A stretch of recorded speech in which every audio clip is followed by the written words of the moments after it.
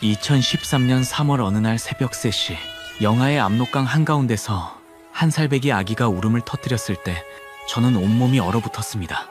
4년을 준비하고 2달을 숨어 살다가 드디어 강을 건너는 순간이었는데 아기 울음소리가 고요한 새벽을 찢었습니다. 북한 경비병에게 들키면 모든 것이 끝이었고 저는 필사적으로 강아지 소리와 고양이 소리를 흉내내며 아기를 달랬습니다. 하지만 그것은 시작에 불과했습니다. 태국 감옥에서 범죄자들의 치욕스러운 학대를 버티며 이를 악물었고 4년의 준비와 165일의 여정, 우연히 본 남한 드라마 속 청바지 때문에 그 모든 일은 시작되었습니다. 하지만 너무 힘들어서 다시 북한으로 돌아가려고 했습니다. 지금도 밤마다 그 새벽 압록강의 공포가 꿈에 나오는 제가 직접 겪은 실제 이야기입니다. 이야기 시작 전 어디서 듣고 계신지 댓글에 남겨주시면 반갑게 인사드리겠습니다. 그리고 구독과 좋아요 눌러주시면 감동탈북 이야기를 들으실 수 있습니다. 이 이야기는 그날 시작되었습니다. 안녕하세요. 저는 강수진입니다. 북한 강원도 고성에서 태어나 17살에 탈북을 결심하고 21살에 자유의 땅을 밟은 이제는 대한민국 국민입니다. 남한 드라마에서 청바지를 입은 여자들을 보고 나도 저렇게 살고 싶다는 생각에 4년을 준비했고 165일 동안 4개 나라를 거쳐 이 땅에 왔습니다. 제 인생 좌우명은 내일 죽어도 후회 없는 삶을 살자입니다. 지금으로부터 10년 전인 2015년, 저는 북한 강원도 고성에서 할머니, 할아버지와 함께 살고 있었습니다. 아버지는 제가 5살 때 탄광사고로 돌아가셨고, 어머니는 그 충격으로 몸져 누우시다가 2년 후에 세상을 떠나셨어요. 그래서 저는 어릴 때부터 조 부모님 손에서 자랐습니다. 고성은 동해바다가 보이는 아름다운 곳이었지만 저희 동네는 그렇게 넉넉하지 않았어요. 할아버지는 퇴직한 어부셨고 할머니는 장마당에서 두부를 만들어 파셨습니다. 저도 학교가 끝나면 할머니를 도와 장마당에 나갔죠. 그곳에서 저는 세상 돌아가는 이야기도 듣고 가끔 몰래 들어온 중국산 과자도 맛보곤 했습니다. 10대 소녀가 외모에 신경 쓰는 것은 아마 전 세계 어디나 똑같을 거예요. 저도 장마당에 갈 때면 몰래 귀걸이를 끼고 나팔 바지를 입고 다녔습니다.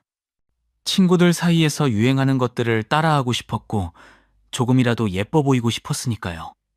그런데 하루는 정말 운이 없었습니다. 집에서 장마당까지 걸어서 15분 정도 거리였는데 그날따라 200m마다 복장 단속반이 서 있었어요. 제가 한 귀걸이를 본 단속반 아저씨가 이건 자본주의 날라리풍이다라며 저를 연행하려고 했습니다. 안 가겠다고 버텼지만 소용없었어요. 제 손목이 자전거 뒷자리에 억지로 묶였고 저는 마치 고삐에 끌린 소처럼 질질 끌려갔습니다. 지나가는 사람들이 쳐다보는데 너무 창피해서 고개를 들 수가 없었어요. 16살 소녀에게 그것은 평생 잊을 수 없는 굴욕이었습니다. 그 일이 있고 얼마 후에는 나팔 바지를 입고 나갔다가 또 단속반에게 걸렸어요. 그런데 이번에는 아무 말도 없이 갑자기 가위를 꺼내더니 제 바지를 그 자리에서 잘라버렸습니다. 저는 찢어진 바지를 부여잡고 울면서 집에 돌아와야 했죠. 할머니가 왜 우냐고 물으셨지만 차마 말씀드릴 수가 없었습니다. 북한에서는 여자가 머리를 기르는 것도 쉽지 않았어요. 규정된 머리 길이가 있었고 학교에서는 정기적으로 검사를 했습니다. 조금만 길어도 당장 자르라는 지시가 떨어졌고 어기면 온 반 앞에서 망신을 당했어요. 짧은 치마는 물론이고 화장을 한다는 것도 상상할 수 없는 일이었습니다. 내 몸인데 내 마음대로 할 수 있는 것이 아무것도 없었습니다. 그러던 어느 날 제 인생을 바꾼 일이 일어났습니다.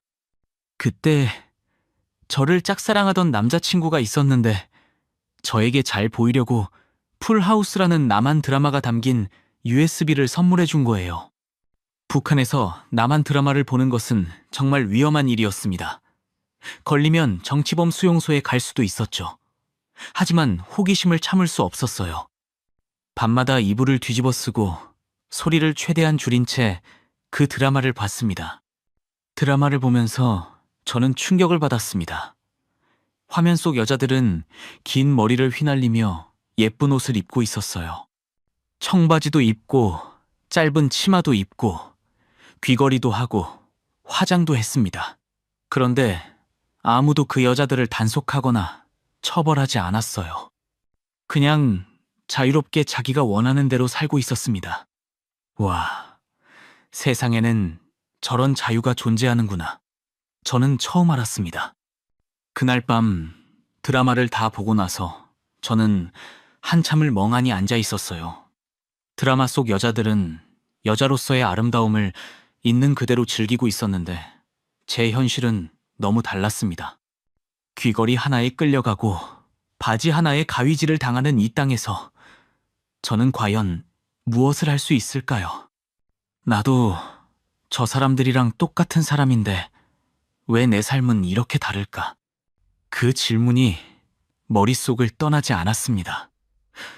저도 예쁜 옷을 입고 싶고 긴 머리를 하고 싶고 내가 원하는 대로 살고 싶었어요. 내 몸 하나 스스로 컨트롤할 힘과 자유가 없는데 과연 이 나라에서 내가 할 수 있는 게 있을까? 그 생각이 들자 갑자기 눈물이 쏟아졌습니다. 17살이던 그해 겨울, 저는 결심했습니다. 이 땅을 떠나겠다고, 드라마 속 세상으로 가겠다고, 청바지를 입고 긴 머리를 휘날리며 자유롭게 살겠다고. 그것이 저의 탈북 결심의 시작이었습니다. 17살에 탈북을 결심했지만 실제로 떠나기까지는 4년이라는 긴 시간이 필요했습니다. 제 고향 고성은 중국 국경과 너무 멀었기 때문이에요. 대부분의 탈북자들은 압록강이나 두만강을 건너 중국으로 넘어가는데 고성에서 국경까지 가려면 수백 킬로미터를 이동해야 했습니다. 그 루트를 파악하고 자금을 마련하는 데만 해도 오랜 시간이 걸렸죠. 물론 고성에서 38선까지는 가까웠어요. 불과 몇십 킬로미터밖에 안 되었습니다. 하지만 휴전선을 통해 바로 남한으로 가는 것은 자살 행위나 다름없었어요. 지뢰밭에 철조망에 경비병들까지 3중 4중으로 막혀 있으니까요. 결국 중국을 거쳐 제3국을 통해 한국으로 가는 방법밖에 없었습니다. 저는 장마당에서 일하면서 조금씩 돈을 모으기 시작했어요. 할머니 몰래 따로 챙겨둔 돈을 이불 속에 꿰매 넣었고 가끔 중국에서 물건을 떼어다 파는 장사꾼들에게 슬쩍 탈북 이야기를 물어보기도 했습니다. 그러다가 브로커를 소개해 줄 수 있다는 아주머니를 알게 되었어요. 그분을 통해 중국에 있는 조선족 브로커와 연결이 되었고 탈북 비용이 얼만지 어떤 경로로 가는지 하나씩 알아갔습니다. 그런데 탈북을 준비하면서 가장 마음이 아팠던 것은 조부모님 생각이었어요. 북한에는 연좌제라는 무서운 법이 있습니다. 가족 중 한 명이 탈북하면 남은 가족들이 처벌을 받는 거예요. 수용소에 끌려갈 수도 있고 오지로 추방당할 수도 있습니다. 저 때문에 할머니, 할아버지가 고통을 받으실 수도 있다는 생각에 밤잠을 이룰 수가 없었어요. 그래서 저는 일부러 여러 지역을 돌아다니며 행적을 만들기 시작했습니다. 원산에도 가고 함흥에도 가고 친척집에도 자주 들렀어요. 주변 사람들에게 저는 원래 여기저기 잘 돌아다니는 애라는 인상을 심어주고 싶었습니다. 그래야 나중에 제가 갑자기 사라져도 할머니, 할아버지가 걔는 원래 타 지역에 자주 왔다 갔다 하던 손녀였어요 라고 변명하실 수 있으니까요. 그 행적을 만드는 데만 2년이 넘게 걸렸습니다. 할머니는 왜 이렇게 자주 집을 비우냐고 걱정하셨지만 저는 친구 만나러 간다고 일하러 간다고 둘러댔어요. 진짜 이유를 말씀드릴 수 없었습니다. 만약 할머니가 제 계획을 아시면 반드시 말리실 테니까요. 그리고 혹시라도 말리시다가 다른 사람에게 알려질 수도 있었습니다. 탈북 계획이 새어나가면 저도 조부모님도 모두 끝이었어요. 4년 동안 저는 이중 생활을 했습니다. 겉으로는 평범한 장마당 소녀였지만 속으로는 매일 탈북만 생각했어요. 밤마다 지도를 그려보고 브로커에게 들은 이야기를 복습하고 만약에 이런 상황이 생기면 어떻게 해야 하지 시뮬레이션을 돌렸습니다. 고성에서 양강도 해산까지 가는 방법, 해산에서 압록강을 건너는 방법, 중국에서 다음 나라로 가는 방법을 수백 번은 머릿속으로 그렸을 거예요. 드디어 준비가 끝났다고 느낀 것은 21살이 되던 해 겨울이었습니다. 브로커에게 연락이 왔어요. 다음 달에 출발할 수 있다고. 그 말을 듣는 순간 심장이 두근거렸지만 동시에 두려움이 밀려왔습니다. 정말로 떠나는구나. 이제 진짜 시작이구나. 출발 전날 밤 저는 잠을 이룰 수가 없었습니다.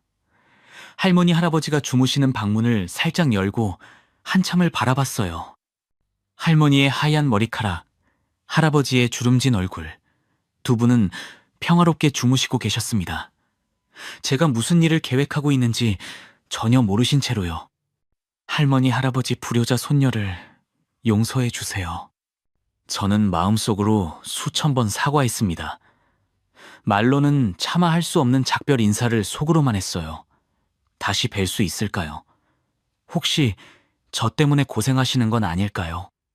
그 생각을 하니까 눈물이 멈추지 않았습니다. 하지만 여기서 포기하면 4년간의 준비가 모두 물거품이 되는 거예요. 저는 눈물을 닦고 마음을 굳게 먹었습니다. 다음 날 새벽, 저는 작은 가방 하나만 들고 집을 나섰습니다. 할머니 할아버지는 아직 주무시고 계셨어요. 현관문을 닫는 그 순간 뒤돌아보고 싶었지만 참았습니다. 돌아보면 다시는 떠날 수 없을 것 같았으니까요. 고성역에서 해산행 기차를 탔습니다.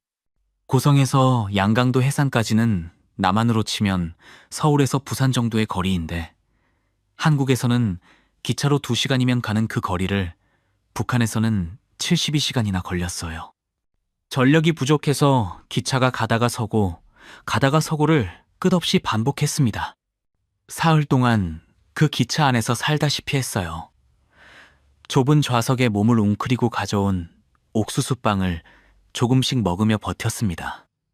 창밖으로 낯선 풍경이 지나갈 때마다 고성이 멀어지고 있다는 것을 실감했어요. 고향이 점점 멀어졌습니다.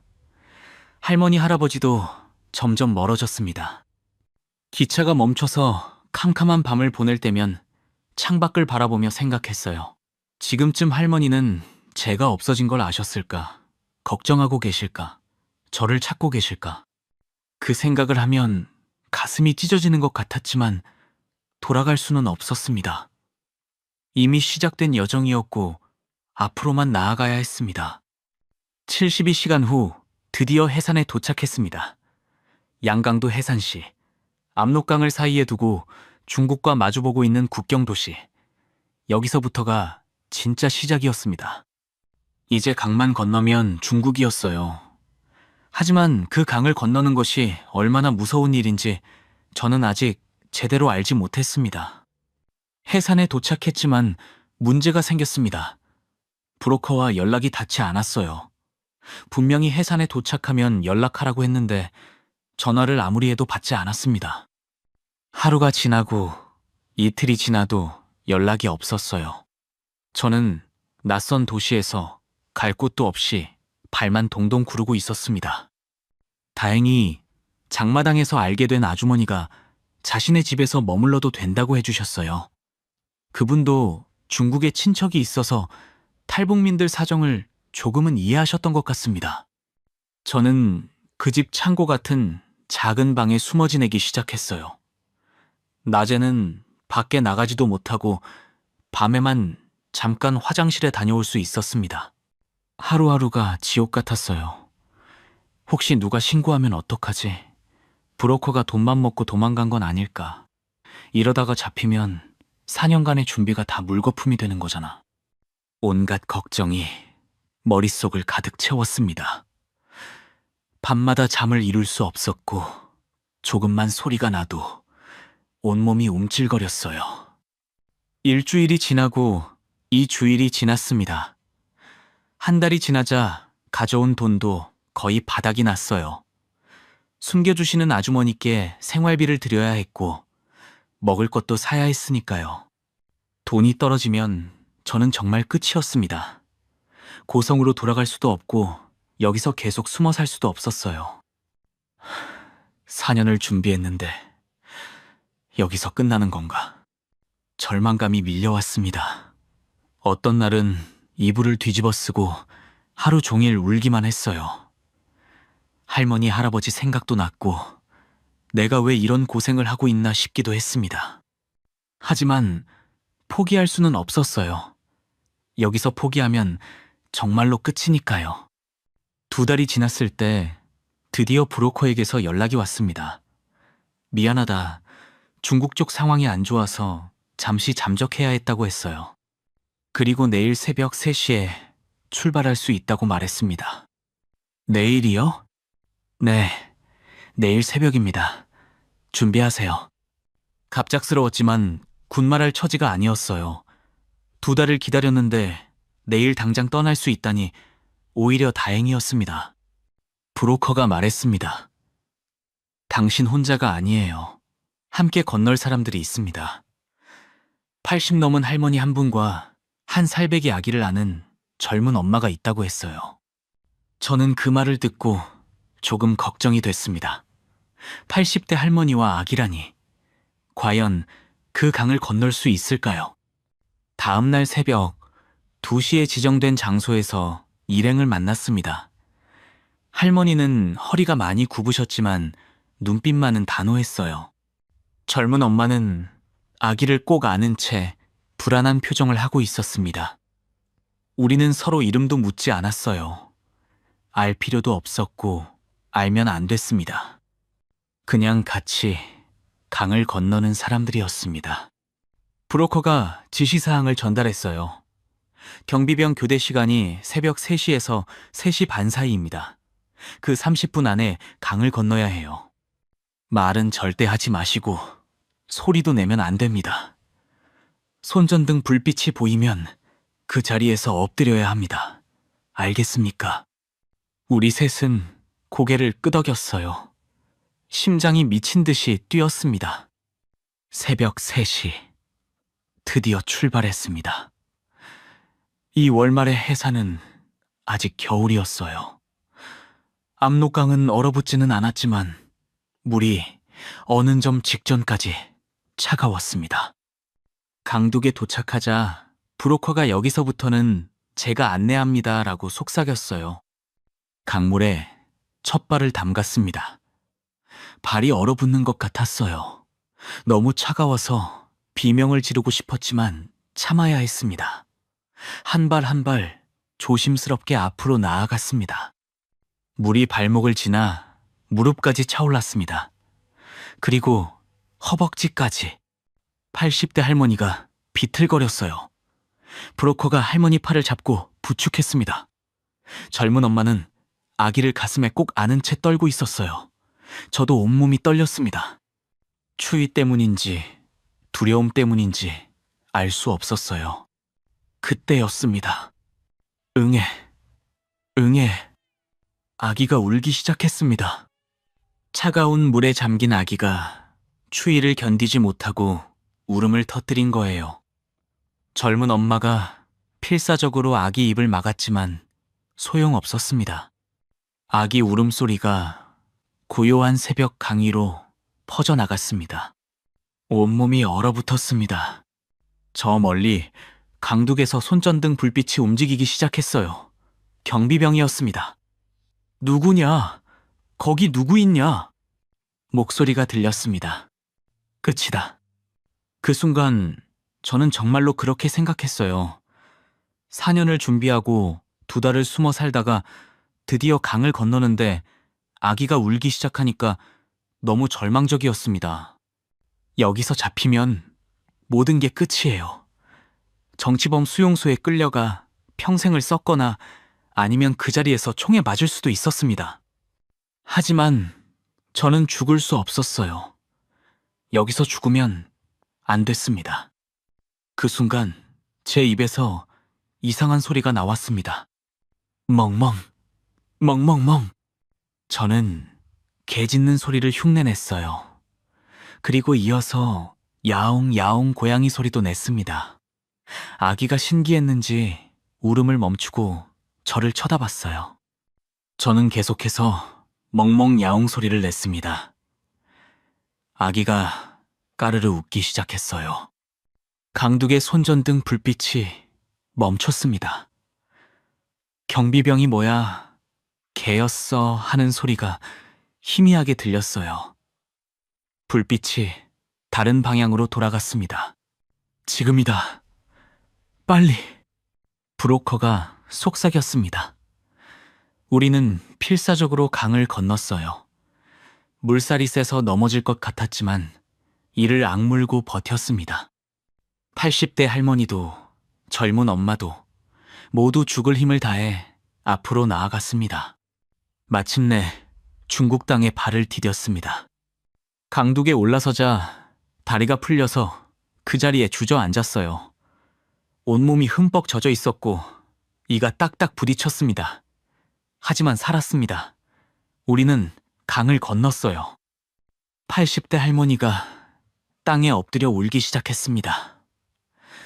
젊은 엄마도 아기를 안은 채 소리 없이 눈물을 흘렸어요. 저도 울었습니다. 무서워서가 아니라 살았다는 것이 믿기지 않아서요. 브로커가 일어나세요. 아직 안 끝났습니다라고 말했습니다. 맞았어요. 아직 끝이 아니었습니다. 중국 땅에 도착했지만 여기서 잡혀도 북한으로 강제 송환되는 거예요. 공안의 눈을 피해 도망쳐야 했습니다. 그날 밤부터 일주일 동안 우리는 브로커와 함께 이동했어요. 낮에는 농가 창고에 숨어 있다가 밤에만 몰래 이동했습니다. 조선족 마을을 전전하며 다음 브로커에게 인계될 때까지 숨었어요. 일주일 후 저는 80대 할머니, 젊은 엄마와 헤어졌습니다. 각자의 경로로 가야 했거든요. 우리는 끝까지 서로의 이름을 묻지 않았어요. 그냥 손을 꼭 잡고 행운을 빈다고만 했습니다. 건강하세요. 꼭 살아서 한국에 가세요. 할머니가 제 손을 잡으며 말씀하셨어요. 저도 할머니 손을 꼭 잡았습니다. 할머니도요. 꼭 살아서 자유를 찾으세요. 그것이 마지막이었습니다. 그분들이 한국에 무사히 도착하셨는지 저는 아직도 모릅니다. 하지만 어딘가에서 자유롭게 살고 계시기를 진심으로 바랍니다. 압록강을 건넌 것은 시작에 불과했어요. 이제 중국에서 라오스로, 라오스에서 태국으로, 태국에서 한국으로 가는 긴 여정이 남아 있었습니다. 그리고 그 여정에서 저는 인생에서 가장 힘든 순간들을 마주하게 됩니다. 중국에서의 생활은 숨막히는 나날의 연속이었습니다. 조선족 마을을 전전하며 숨어 지냈는데 낮에는 절대 밖에 나갈 수 없었어요. 중국 공안이 탈북자를 잡으면 바로 북한으로 강제 송환시키거든요. 송환되면 정치범 수용 소행이고 운이 나쁘면 총살이었습니다. 저를 숨겨준 조선족 가정은 정말 좋은 분들이었어요. 아주머니가 매일 따뜻한 밥을 챙겨주시고 위험할 때마다 창고에 숨겨주셨습니다. 하지만 오래 머물 수는 없었어요. 공안 단속이 점점 심해지고 있다는 소식이 들려왔거든요. 2주일쯤 지났을 때 새로운 브로커가 연락을 해왔습니다. 라오스로 갈 준비가 됐다고요. 저는 조선족 아주머니께 인사를 드리고 다음 여정을 시작했습니다. 정말 감사합니다. 아주머니 은혜는 평생 잊지 않을게요. 아주머니가 제 손을 꼭 잡으며 말씀하셨어요. 꼭 살아서 한국에 가야 해. 알았지? 그 따뜻한 손길을 저는 지금도 기억합니다. 중국 남쪽 끝까지 가는데 또 일주일이 걸렸어요. 버스도 타고 차도 타고 어떤 때는 걸어서 이동했습니다. 큰 도시는 피하고 작은 마을을 돌아서 갔어요. 공안 검문이 있으면 차에서 내려 숲속으로 숨었다가 검문이 끝나면 다시 합류하는 시기였습니다. 그렇게 해서 드디어 중국과 라오스 국경에 도착했습니다. 여기서부터가 진짜 지옥이었어요. 브로커가 말했습니다. 국경을 넘으려면 산을 넘어야 합니다. 자정에 출발해서 아침까지 쉬지 않고 가야 해요. 도중에 멈추면 안 됩니다. 멈추면 다 죽어요. 저는 고개를 끄덕였습니다. 얼마나 힘들겠어 하고 생각했어요. 하지만 그게 얼마나 순진한 생각이었는지 곧 알게 됐습니다. 함께 산을 넘는 사람들이 모였습니다. 압록강에서 헤어졌던 그 80대 할머니와 한 살배기 아기를 아는 젊은 엄마가 또 있었어요. 다른 분들이었지만 상황은 똑같았습니다. 젊은 남자 2명도 있었고 저까지 해서 총 6명이었어요. 자정 12시 산행이 시작됐습니다. 처음에는 괜찮았어요. 산길이 가파르긴 했지만 걸을만 했습니다. 하지만 1시간이 지나고 2시간이 지나면서 다리가 무거워지기 시작했어요. 브로커가 앞서 걸으며 빨리빨리라고 재촉했습니다. 길도 제대로 없었어요. 나무 사이를 헤치고 바위를 넘고 경사를 기어오르고 그 와중에 달빛도 거의 없어서 손전등 하나에 의지해 걸었습니다. 발을 헛디뎌 넘어지기 일쑤였고 무릎이 까지고 손바닥이 찢어졌지만 멈출 수 없었어요.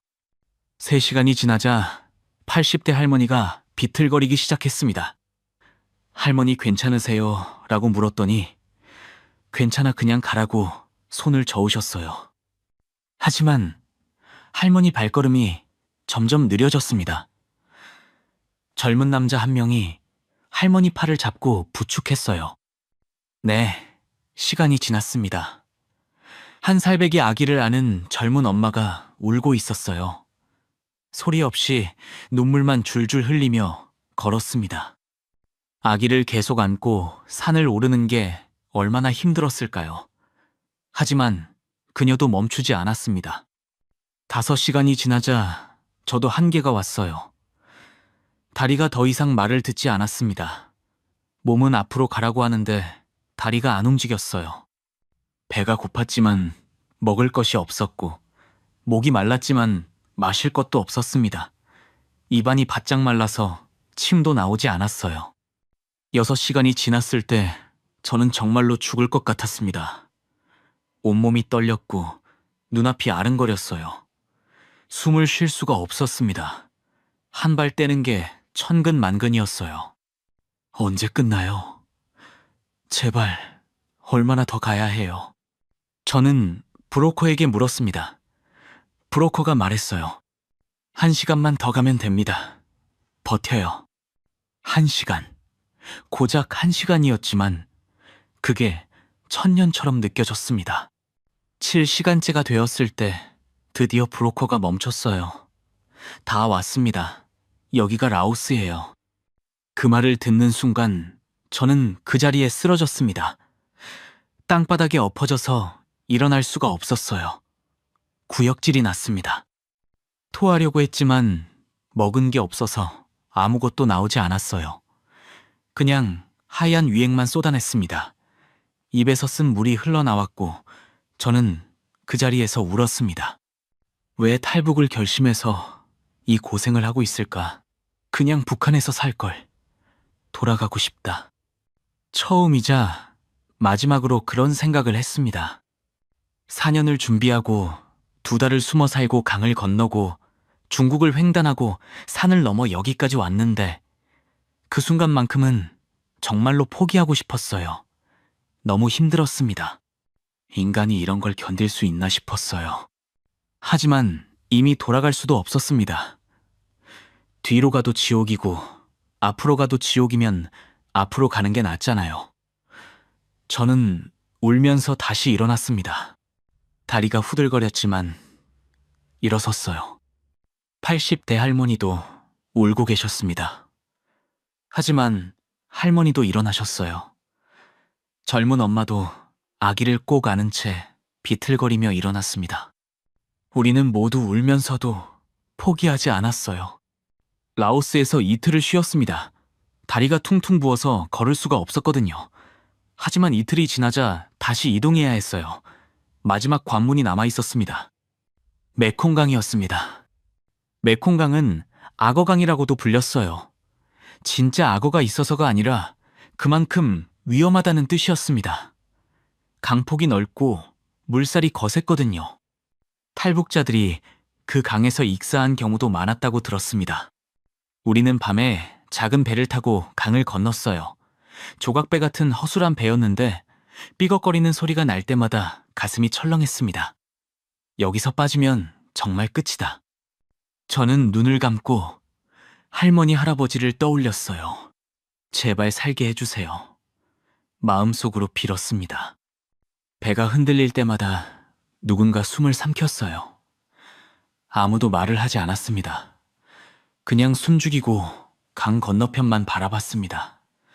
어둠 속에서 배가 천천히 앞으로 나아갔어요. 얼마나 지났을까요? 드디어 배가 멈췄습니다. 다 왔습니다.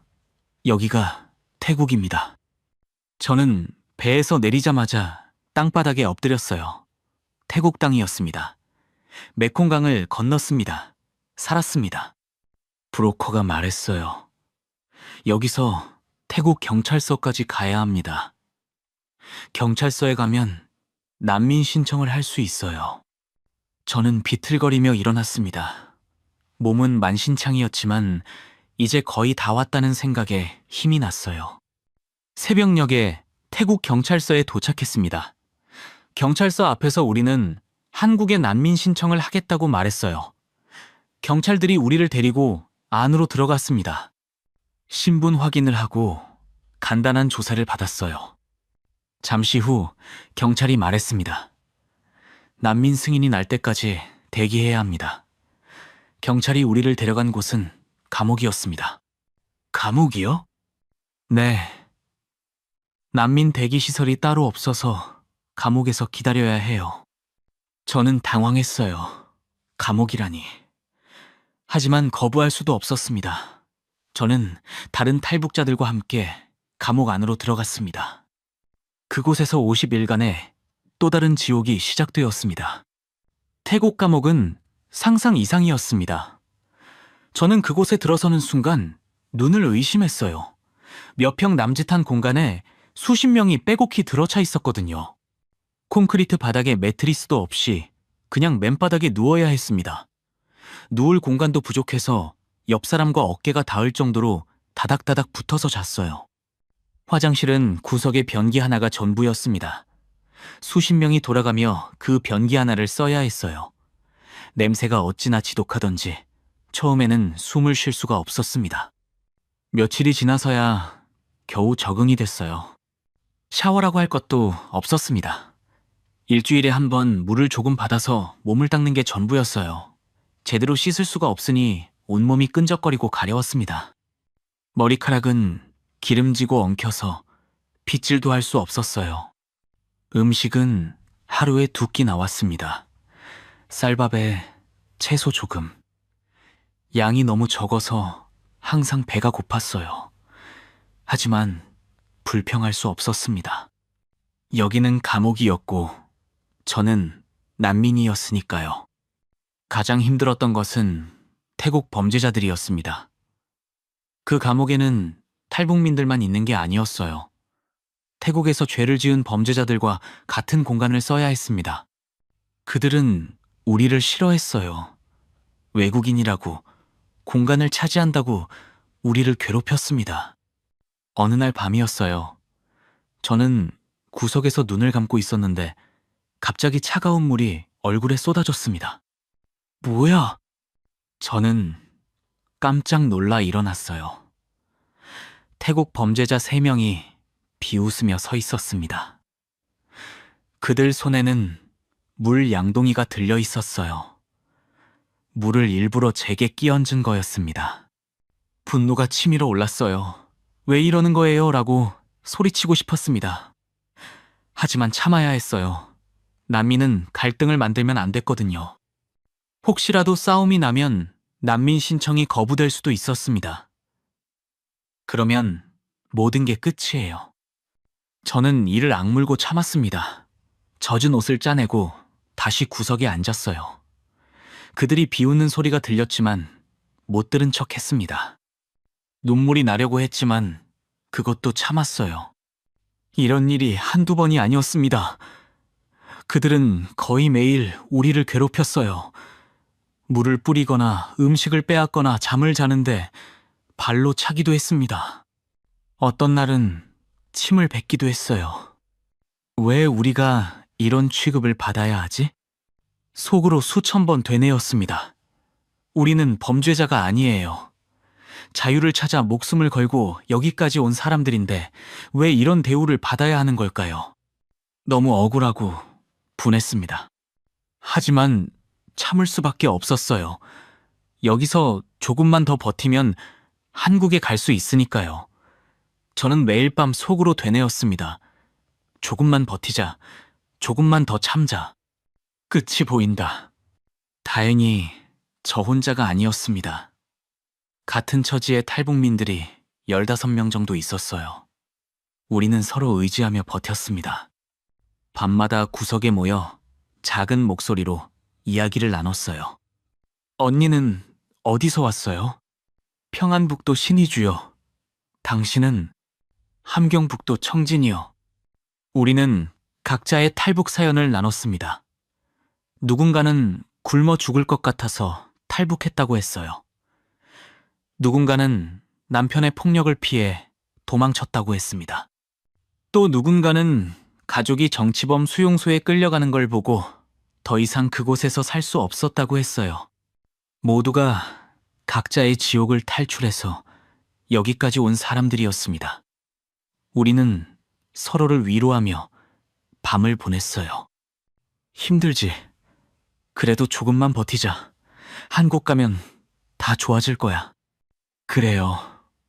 조금만 더 참아요. 우리 다 함께 한국에 가는 거예요. 그 말들이 저를 버티게 했습니다. 혼자였다면 정말 미쳐버렸을지도 몰라요.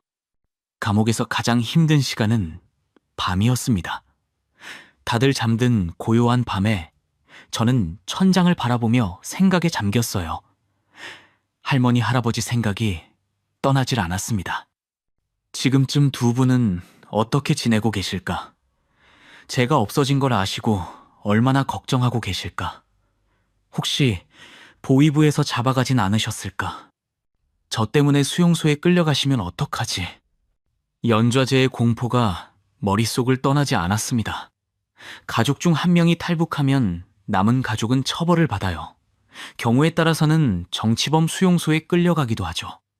제가 자유를 찾아 도망친 대가로 할머니, 할아버지가 고통받으실 수도 있다는 생각에 가슴이 찢어지는 것 같았습니다. 할머니, 할아버지가 저 때문에 고생하시면 어떡해요? 저는 밤마다 울었습니다. 소리를 내면 안 되니까 이불을 입에 물고 울었어요. 눈물이 끝없이 흘러내렸습니다.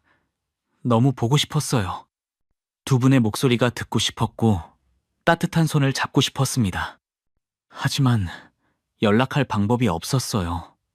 전화를 하면 두 분이 더 위험해질 수 있었거든요. 저는 그냥 마음속으로만 기도했습니다. 제발 무사하시길, 제발 건강하시길, 저 때문에 고생하지 않으시길. 어떤 밤에는 후회도 했어요. 탈북하지 말걸, 그냥 북한에서 살걸. 그러면 적어도 할머니, 할아버지 곁에는 있을 수 있었잖아. 하지만 그 생각도 잠깐이었습니다. 북한에서의 삶이 떠올랐거든요. 귀걸이 하나에 끌려가고 바지 하나에 가위질 당하는 그 삶, 숨막히는 감시와 통제, 거기로 돌아갈 수는 없었어요. 감옥에서 2주일쯤 지났을 때 이상한 감정이 들기 시작했습니다.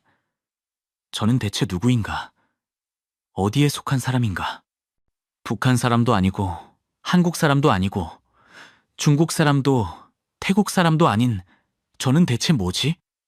165일째 떠돌이 신세였습니다. 고향을 떠난 지 5달이 넘었는데 아직도 갈 곳이 없었어요. 어느 나라에서도 저를 반겨주지 않았습니다. 북한에서는 탈북자라서 쫓기고, 중국에서는 불법 체류자라서 숨어야 했고, 태국에서는 난민이라서 감옥에 갇혔어요. 언어는 한국어인데 북한 말투라서 중국 조선족들도 이상하게 쳐다봤습니다. 같은 말을 쓰는데도 다른 세계에서 온 사람 취급을 받았어요. 저는 어디에도 속하지 못한 사람이었습니다. 그런 생각을 하다 보면 외로움이 밀려왔어요. 세상에 나 혼자인 것 같았습니다. 할머니, 할아버지도 없고, 친구도 없고, 가족도 없고, 그냥 허공에 떠 있는 것 같았어요. 수진아, 힘내. 어느 날 밤, 옆에 있던 언니가 제 손을 잡아주었습니다. 32살 영미 언니였어요. 평안남도에서 온 언니인데 저처럼 혼자 탈북한 사람이었습니다. 왜 울어? 무슨 생각해? 저는 한참을 말하지 못했어요. 그러다가 결국 털어놓았습니다. 언니, 저 무서워요. 제가 누군지 모르겠어요. 어디에도 속하지 못한 것 같아요. 영미 언니가 제 손을 더 꼭 잡았어요. 나도 그래. 나도 매일 그런 생각해. 하지만 있잖아. 우리가 여기까지 온 건 분명한 이유가 있어. 자유를 찾으려고 온 거잖아. 그 목표가 있는 한, 우리는 길을 잃은 게 아니야. 언니의 말이 가슴에 와닿았어요. 맞아요. 저는 자유를 찾으려고 여기까지 온 거예요. 청바지를 입고 싶어서, 긴 머리를 하고 싶어서, 내 몸을 내 마음대로 하고 싶어서 여기까지 왔잖아요. 그 꿈이 아직 끝난 게 아니에요. 조금만 더 버티자. 한국 가면 우리 청바지 사러 같이 가자. 네, 언니. 꼭 같이 가요. 우리는 울면서 웃었습니다. 그 밤 언니와 손을 잡고 잠들었어요. 따뜻했습니다. 50일이 지났습니다. 그날도 평소처럼 구석에 앉아 있었는데 갑자기 간수가 제 이름을 불렀어요. 강수진, 나와. 심장이 쿵 내려앉았습니다. 뭐지? 무슨 일이지? 혹시 문제가 생긴 건가? 떨리는 다리로 간수를 따라갔습니다. 작은 사무실로 들어가니 담당관이 서류를 들고 있었어요. 강수진 씨, 난민 승인이 됐습니다. 내일 방콕으로 이동해서 비행기 타고 한국으로 갑니다. 뭐라고요? 난민 승인이요. 한국 가는 거예요. 저는 그 자리에서 주저앉았습니다. 다리에 힘이 풀렸어요. 눈물이 쏟아졌습니다. 드디어 끝이구나. 50일을 버틴 보람이 있구나. 정말요? 정말 한국에 가는 거예요? 네, 축하합니다. 저는 바닥에 엎드려 울었습니다. 기쁨의 눈물인지 안도의 눈물인지 모르겠어요. 그냥 모든 감정이 한꺼번에 쏟아졌습니다. 감옥으로 돌아가서 다른 분들에게 소식을 전했어요. 영미 언니도 같이 승인이 났습니다. 우리는 부둥켜 안고 울었어요. 우리 해냈어. 수진아. 네, 언니. 우리 정말 해냈어요. 하지만 모두가 함께 갈 수는 없었습니다. 아직 승인을 기다리는 분들도 있었거든요. 저는 그분들 손을 하나하나 잡았어요. 꼭 승인 받으실 거예요. 조금만 더 버티세요. 너도 건강해라. 한국에서 행복하게 살아. 눈물 속에 작별 인사를 나눴습니다. 50일 동안 함께 울고 웃었던 사람들이었어요. 이름도 모르는 분들도 있었지만 그분들은 제 가족이나 다름없었습니다. 다음 날 새벽, 저는 감옥 문을 나섰습니다. 밖은 밝았어요. 햇살이 눈부셨습니다. 50일 만에 처음 맞는 바깥 공기였어요. 저는 깊게 숨을 들이마셨습니다. 자유의 냄새가 났습니다. 태국 감옥을 나온 다음 날, 저와 영미 언니는 버스를 타고 방콕으로 향했습니다. 창밖으로 태국의 풍경이 펼쳐졌어요. 야자수가 늘어선 도로, 형형색색의 간판들, 오토바이를 타고 달리는 사람들, 모든 게 신기했습니다. 수진아, 저것 좀 봐. 사람들이 웃고 있어. 영미 언니가 창밖을 가리켰어요. 길거리에서 사람들이 자유롭게 걷고 웃고 떠들고 있었습니다. 아무도 그들을 감시하지 않았어요. 아무도 복장을 단속하지 않았습니다. 여자들은 짧은 치마를 입고 긴 머리를 휘날리며 걸었어요. 저런 게 자유구나. 저는 속으로 생각했습니다. 저것이 제가 찾아 헤매던 것이었어요. 내 몸을 내 마음대로 할 수 있는 자유. 누구의 허락도 필요 없이 내가 원하는 대로 살 수 있는 자유. 5시간쯤 달려서 방콕에 도착했습니다. 도시는 상상 이상으로 컸어요. 고층 빌딩들이 하늘을 찌르고 있었고 도로 위에는 수천 대의 차들이 달렸습니다. 북한에서는 본 적 없는 풍경이었어요. 청진의 장마당이 전부였던 저에게 방콕은 마치 다른 행성 같았습니다. 우리는 공항 근처 숙소에서 하룻밤을 보냈어요. 50일 만에 처음으로 침대에서 잤습니다. 푹신한 매트리스에 눕자 눈물이 났어요. 너무 편했거든요. 감옥 콘크리트 바닥과는 비교할 수 없었습니다. 언니, 우리 정말 한국 가는 거예요? 그래. 내일이면 비행기 타. 믿기지 않았습니다.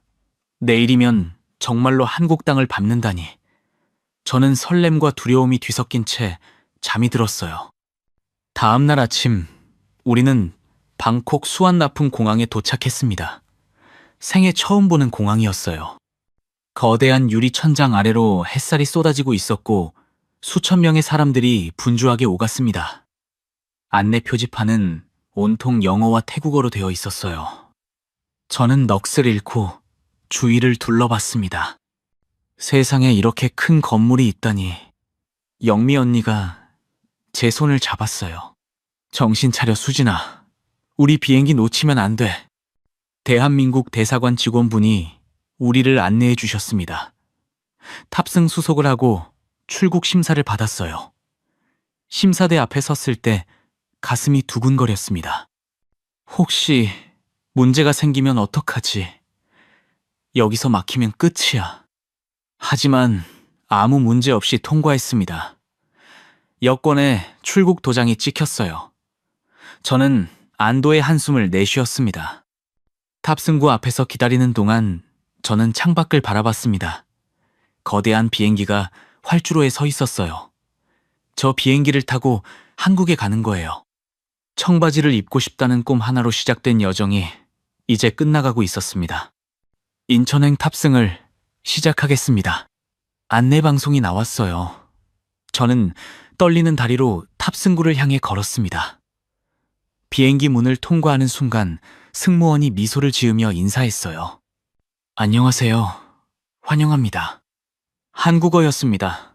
한국 사람이었어요. 저는 그 목소리를 듣는 순간 울컥했습니다. 같은 말을 쓰는 사람들, 같은 언어로 인사하는 사람들. 드디어 제가 속할 수 있는 곳에 가고 있구나. 좌석에 앉자 심장이 미친 듯이 뛰었습니다. 옆자리에는 영미 언니가 앉았어요. 우리는 서로 손을 꼭 잡았습니다. 언니 무서워요. 나도. 하지만 이제 다 끝났어. 이제 정말 끝이야. 비행기가 움직이기 시작했습니다. 활주로를 달리는 동안 몸이 뒤로 쏠렸어요.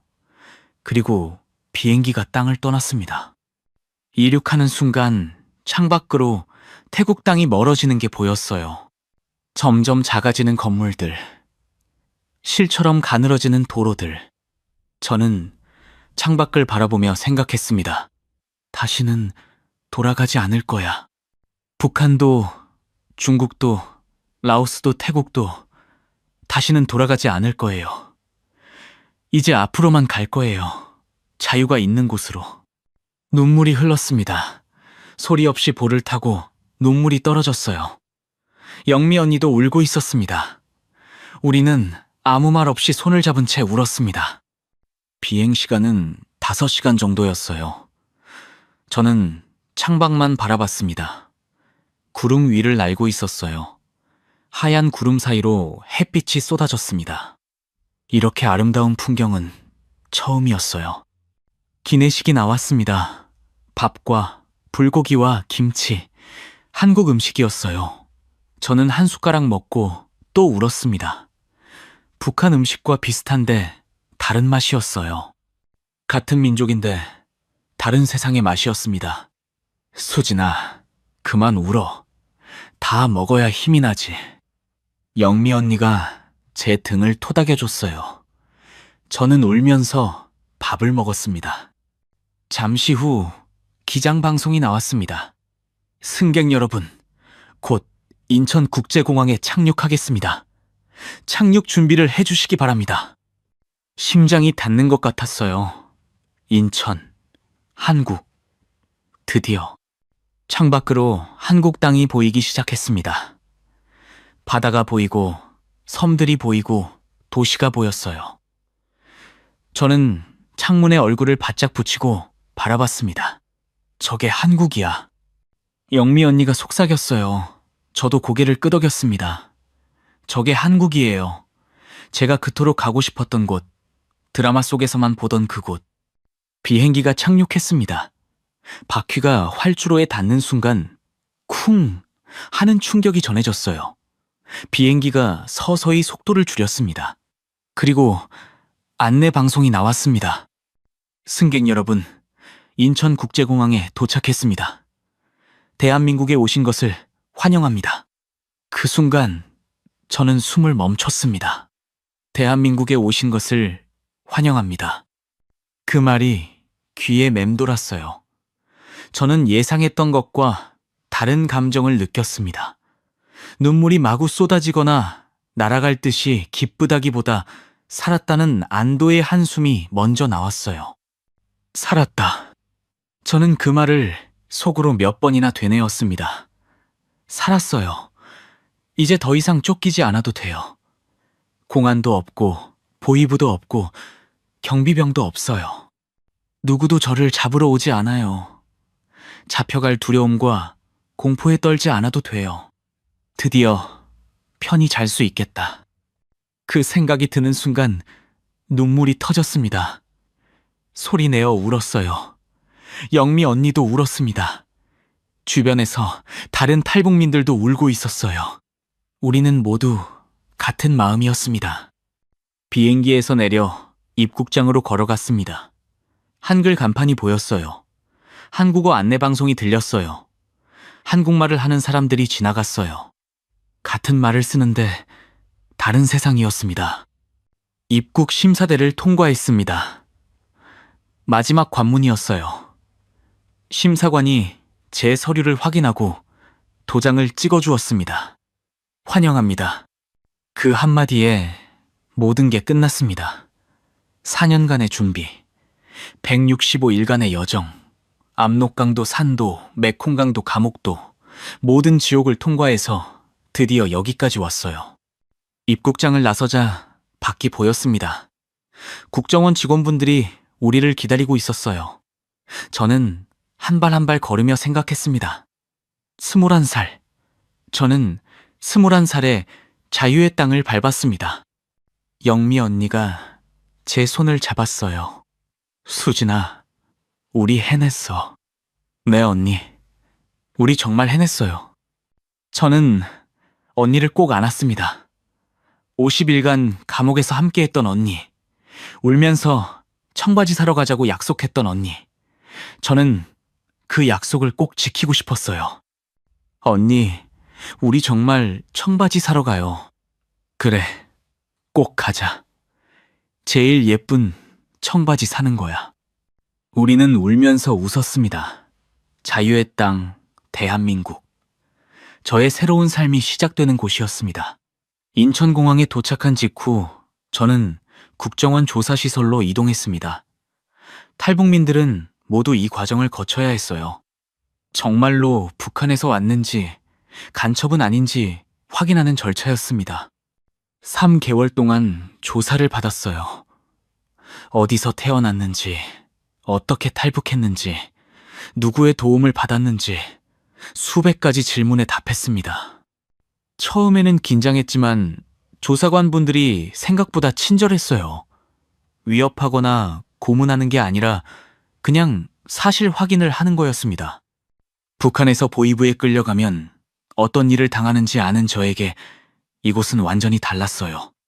밥도 3끼 나왔고 따뜻한 물로 샤워도 할 수 있었습니다. 침대도 있었어요. 태국 감옥과는 비교할 수 없이 편했습니다. 무엇보다 안전하다는 게 느껴졌어요. 아무도 저를 잡으러 오지 않았습니다. 문 밖에 경비병이 없었고 새벽에 급습해서 끌고 가는 사람도 없었어요. 저는 처음으로 깊은 잠을 잤습니다. 쫓기는 악몽을 꾸지 않고 아침까지 푹 잘 수 있었어요. 조사가 끝난 후에는 하나원이라는 곳으로 갔습니다. 경기도 안성에 있는 탈북민 정착교육시설이었어요. 거기서 3개월 동안 남한 생활에 필요한 것들을 배웠습니다. 처음 배운 건 컴퓨터였어요. 북한에서는 컴퓨터를 거의 본 적이 없었거든요. 마우스를 클릭하는 것부터 인터넷을 여는 것까지 하나하나 배웠습니다. 처음에는 정말 어려웠어요. 자판을 치는 것도 서툴렀고 화면에 뜨는 글자들이 너무 빨라서 따라가기 힘들었습니다. 대중교통 이용법도 배웠어요. 버스카드가 뭔지, 지하철은 어떻게 타는지, 환승은 어떻게 하는지. 북한에는 이런 게 없었거든요. 처음 지하철 노선도를 봤을 때 미로 같아서 어지러웠습니다. 은행 사용법도 배웠어요. 통장 만드는 법, ATM 사용하는 법, 카드 쓰는 법. 북한에서는 은행이란 게 일반 사람들과는 거리가 먼 존재였거든요. 모든 게 새로웠고 모든 게 어려웠습니다. 하지만 혼자가 아니었어요. 하나원에는 저 같은 탈북민들이 많았습니다. 서로 모르는 것을 알려주고 실수하면 위로해주고 함께 웃고 울었어요. 영미 언니도 같은 기수였습니다. 우리는 매일 붙어 다니며 서로를 의지했어요. 수진아, 오늘 지하철 타는 거 시험인데 같이 연습하자. 네 언니, 이 호선에서 이 호선으로 갈아타는 거죠? 그래, 환승통로 따라가면 돼. 그렇게 3개월이 지나고 2013년 4월, 저는 드디어 홀로 대한민국의 자유를 느끼게 되었습니다. 하나원을 나와 작은 원룸을 배정받았어요. 정부에서 정착금도 주고 월세도 지원해줬습니다. 처음으로 나만의 공간이 생겼어요. 작은 방이었지만 저에게는 궁전 같았습니다. 문을 잠그면 아무도 들어올 수 없었어요. 새벽에 급습해서 끌고 가는 사람도 없고 복장을 단속하는 사람도 없었습니다. 저는 방 안에서 한참을 울었어요. 행복해서 운 거였습니다. 하지만 신나는 것도 잠시였어요. 사람이 진짜 자유를 즐기려면 먹고 살 돈이 필요했거든요. 정착금은 오래가지 않았습니다. 일을 해서 돈을 벌어야 했어요. 저는 집 근처 파리바게뜨에 아르바이트생으로 취직했습니다. 첫 직장이었어요. 하얀 앞치마를 두르고 매장에 섰을 때 가슴이 두근거렸습니다. 드디어 남한에서 일하는구나. 돈을 버는구나. 그런데 문제가 생겼어요. 빵 이름이 너무 어려웠습니다. 크루아상, 에클레어, 브리오슈, 까눌레, 다쿠아즈. 다 외계어 같았어요. 북한에는 빵 종류가 몇 개 없었거든요. 찐빵, 식빵 정도가 전부였는데 남한은 빵 이름이 모두 영어와 프랑스어로 되어 있었습니다. 종류도 수십 가지나 됐어요. 저는 밤마다 빵 이름을 외우려고 노력했습니다. 하지만 손님이 크로아상 주세요라고 하면 머릿속이 하얘졌어요. 뭐가 크로아상이지? 어디 있지? 허둥대다가 잘못된 빵을 집어주기도 했습니다. 점장님이 점점 인상을 찌푸렸어요. 수진 씨, 아직도 빵 이름을 모르는 거예요? 한 달이나 됐는데? 저는 고개를 숙일 수밖에 없었습니다. 결국 한 달 만에 해고당했어요. 점장님이 미안한 표정으로 말했습니다.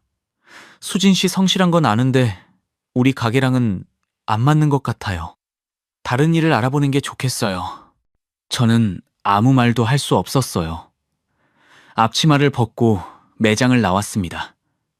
거리를 걷다가 눈물이 터졌어요. 주저앉아서 울었습니다.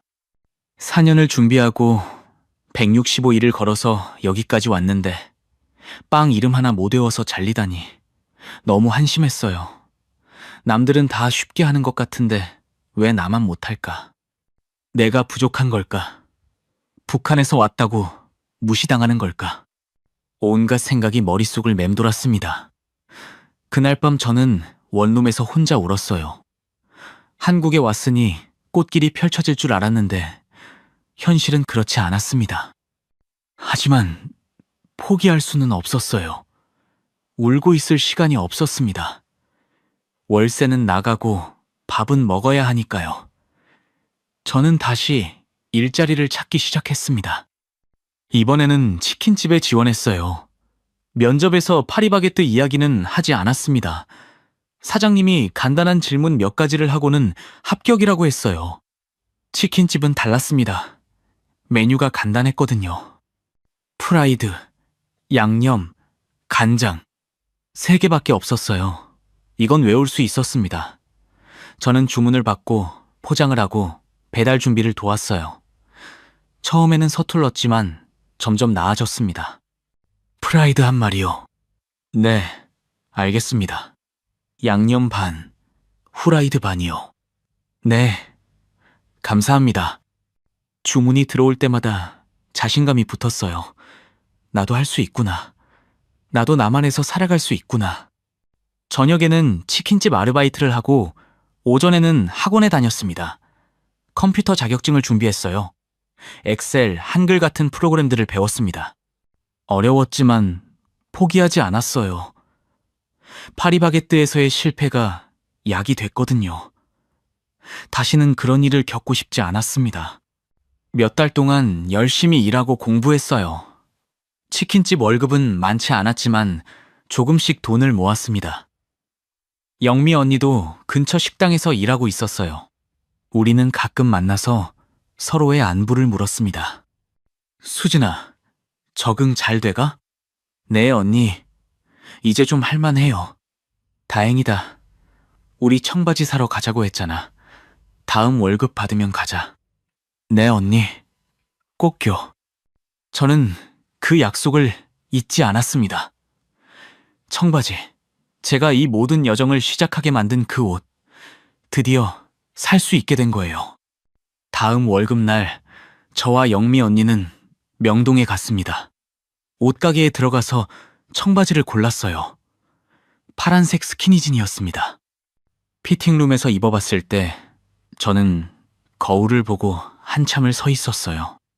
드라마에서 봤던 그 청바지가 내 몸에 있었습니다.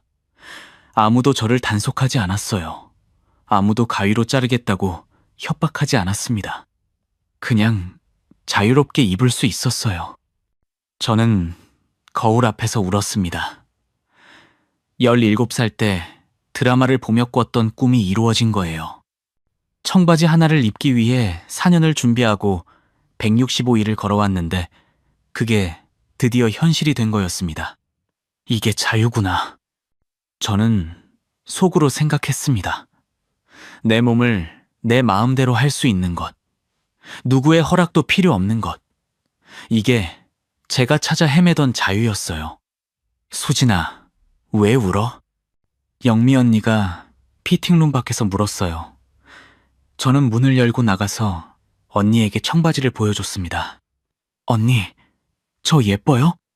영미 언니가 웃으며 고개를 끄덕였어요. 예쁘다. 정말 예뻐. 우리는 부둥켜 안고 울었습니다. 그날 저는 그 청바지를 샀어요. 제 첫 월급으로 산 첫 번째 물건이었습니다.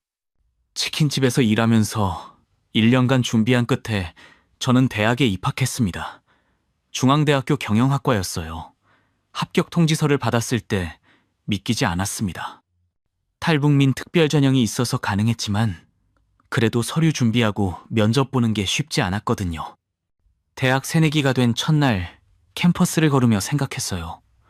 4년 전에 드라마를 보면서 꿨던 꿈이 이렇게 이루어지는구나. 청바지를 입고 대학교를 다니는 것. 그게 현실이 된 거예요. 하지만 대학 생활은 예상보다 훨씬 어려웠습니다. 수강 신청하는 방법부터 몰랐어요. 수강 정정이 뭔지, 취소는 어떻게 하는지 모든 게 낯설었습니다. 주변 친구들은 다 아는 것 같은데 저만 몰랐어요. 가장 힘들었던 건 영어 수업이었습니다. 신입생 필수 과목이 랜덤으로 배정됐는데 그중 하나가 영어 강의였어요. 수강 취소하는 법을 몰라서 그대로 수업을 들었는데 결국 학점이 D+가 나왔습니다. 눈물을 머금고 받은 성적이었어요. 영어도 어려웠지만 경영학에서 다루는 경제 용어들이 너무 생소했거든요. 생각해보세요. 배급 사회인 북한에 경제라는 개념이 있었을까요? 저는 평생 배급받는 것으로만 살다가 공급과 수요의 법칙을 영어로 배우는데 무슨 말인지 하나도 알아들을 수가 없었어요. 1학년 1학기가 허무하게 끝나버렸습니다. 이대로면 졸업 자체를 못하겠다는 생각이 들었어요. 뭔가 변화가 필요했습니다. 그래서 이 학기부터 호주로 워킹홀리데이를 다녀오기로 결심했어요. 호주에 간 목표는 딱 하나였습니다. 영어를 잘 배워오자. 그래서 일부러 한국말 하는 사람이 없는 곳을 찾아갔어요. 제가 살았던 곳에는 12개 나라에서 온 청년들이 있었습니다. 우루과이, 칠레, 아르헨티나, 스코틀랜드, 영국, 미국, 일본, 대만, 네덜란드, 핀란드, 정말 다양한 사람들이었어요. 7개월 동안 그들과 함께 일하고 웃고 울며 생활했습니다. 영어 실력도 늘었지만 가장 크게 얻은 건 다른 것이었어요. 다른 사람의 시선을 생각하지 않고 나의 내면의 목소리에 귀 기울이는 방법을 배운 거예요. 호주에서는 어떤 사람이 신발도 신지 않고 길거리를 걸으며 노래 불러도 아무도 이상하게 보지 않았어요. 자기가 할 일을 책임감 있게 하고 자기 스스로에게 집중하며 시간을 쏟는 게 너무 신선한 충격이었습니다. 북한을 떠나 한국에 왔을 때도 새로운 세상이 펼쳐졌다고 생각했는데 한국을 벗어나니 또 이런 세상들도 있구나 싶었어요.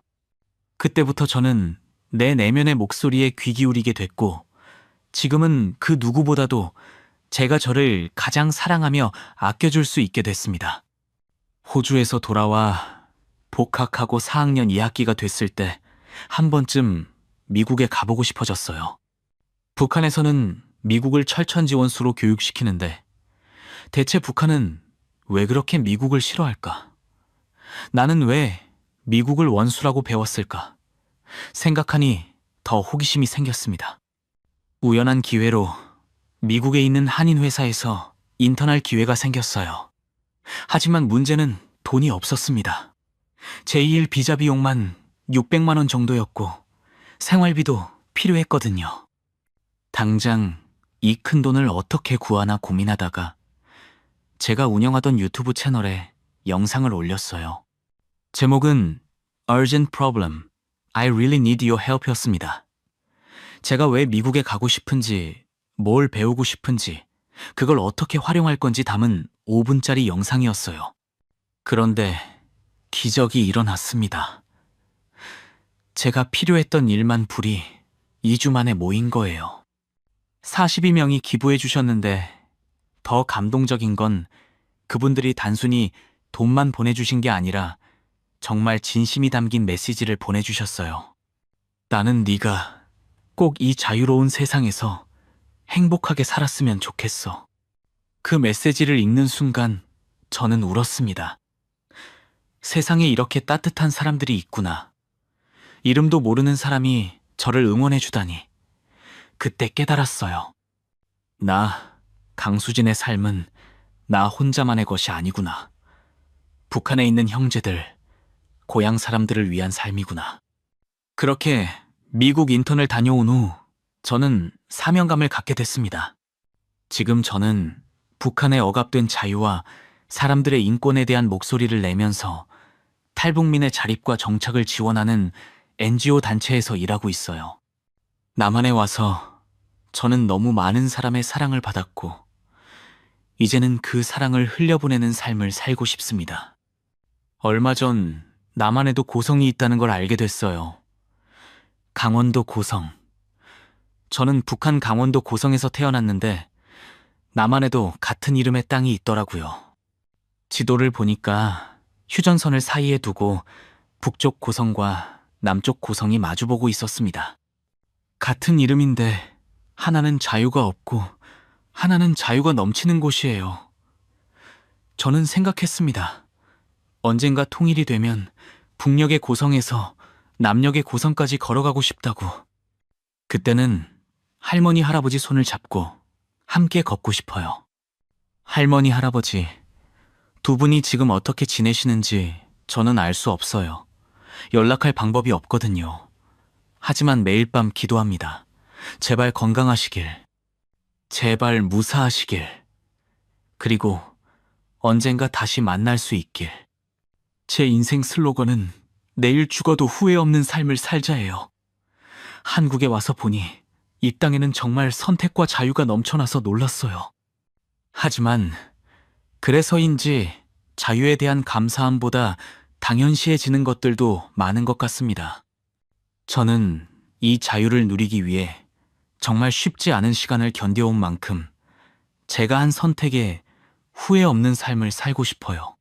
대한민국 사회에는 저와 같은 탈북민들이 35,000명 정도 함께 살고 있습니다. 우리가 이 땅에 잘 정착해서 좋은 롤모델이 되어갈 수 있도록 응원하고 지켜봐 주세요. 그리고 북한에 계신 분들에게도 전하고 싶어요. 포기하지 마세요. 자유는 그 모든 고통을 감수할 만한 가치가 있습니다. 저도 해냈으니까 여러분도 할 수 있어요. 4년의 준비, 165일의 여정, 그리고 지금. 저 강수진은 자유의 땅 대한민국에서 오늘도 후회 없이 살고 있습니다. 여러분, 지금까지 강수진 씨의 이야기를 들어주셔서 감사합니다. 이 사연은 실제 탈북민의 경험을 바탕으로 재구성한 이야기입니다. 오늘 이 영상을 보시면서 어떤 생각이 드셨나요?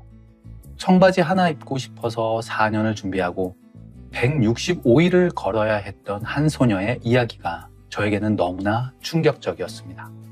우리가 아침에 눈 뜨면 당연하게 고르는 옷 한 벌이 누군가에게는 목숨을 건 꿈이었다는 사실이요. 현재 대한민국에는 35,000명 이상의 탈북민이 함께 살고 있습니다. 이분들은 수진 씨처럼 자유를 찾아 강을 건너고 산을 넘고 감옥에서 버티며 이 땅까지 오셨어요. 하지만 한국에 도착했다고 모든 게 끝이 난 것이 아닙니다. 빵 이름을 몰라서 해고당하고 경제라는 단어조차 생소한 세상에서 다시 처음부터 시작해야 하는 분들이에요. 그리고 지금 이 순간에도 북녘 땅에는 2,500만 명의 우리 동포가 살고 있습니다. 귀걸이 하나에 끌려가고 드라마 하나 봤다고 수용소에 가는 그 땅에서 여전히 자유를 꿈꾸며 버티고 있는 사람들이죠. 언젠가 수진 씨처럼 자유의 땅을 밟을 그날을 기다리면서요. 우리 곁에 있는 탈북민 이웃을 따뜻한 눈으로 바라봐 주시면 감사하겠습니다. 북한 인권 문제 뉴스가 나올 때 한 번만 더 귀를 기울여 주세요. 우리에게 멀게만 느껴지는 통일이지만 그 시작은 결국 우리 한 사람 한 사람의 관심에서 비롯된다고 저는 믿어 의심치 않습니다. 언젠가 백두산에서 한라산까지 아주 자유롭게 걸어 다닐 수 있는, 오갈 수 있는 그날이 오기를 진심으로 바랍니다. 구독과 좋아요, 그리고 주변 분들에게 오늘 영상을 공유해 주세요. 더 많은 분들이 오늘의 이야기를 들을 수 있도록 말이죠. 시청해 주셔서 감사합니다. 지금까지 탈북 감동 스토리였습니다. 감사합니다.